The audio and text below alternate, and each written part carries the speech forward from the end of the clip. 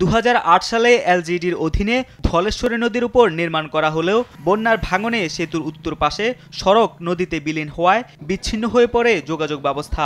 পরে 2023-24 অর্থ বছরে 2,55,00,000 টাকা ব্যয়ে 25.8 মিটার সেতুর বৃদ্ধি ও সম্পূর্ণ সেতুর সংস্কার কাজ হাতে নেয় এলজিইডি।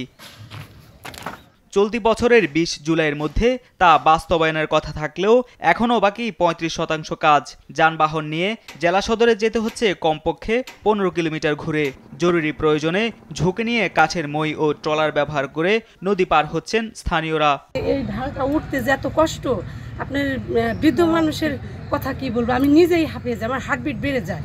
আর তাছাড়া সার্বিকভাবেই আমরা খুব সমস্যার মধ্যে আছি। যোগাযোগ ব্যবস্থা এটা একটা আমাদের এলাকায় ঢোকার একটা মেইন রাস্তা, এই রাস্তা এত দীর্ঘদিন বন্ধ হয়ে রয়েছে। এর জন্য আমরা আসলে খুবই দুঃখিত আন্তরিকভাবে।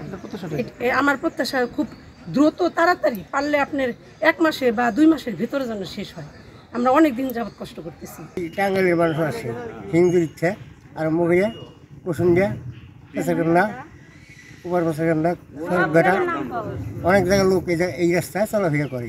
আমরা খুব ভোগান্তিতে আছি বর্তমানে, যে অবস্থায় আছি তাতে জনগণ খুব অসুবিধা হচ্ছে। রাত্রি দিনে সারা রাতে কিন্তু মানুষ যাতায়াত করে।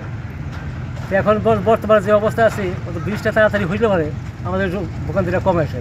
এখান থেকে কয়টা এলাকার লোক হ্যাঁ, এর আগে বাসের মধ্যে যেতাম, বাস দেওয়া ব্রিজ দিয়েছিল আর কি, মানে পুল দিয়া। তারপরে সেটা বন্ধ করে দেওয়া হলো ট্রলার যাইতে আবার। ব্রিজ সমস্যা হলো ঠিকাদারের কাজের মেয়াদ শেষ হয়ে গেছে, এখনো দীর্ঘগতিতে কাজ চলছে, ব্রিজের কাজও ভালো হচ্ছে না।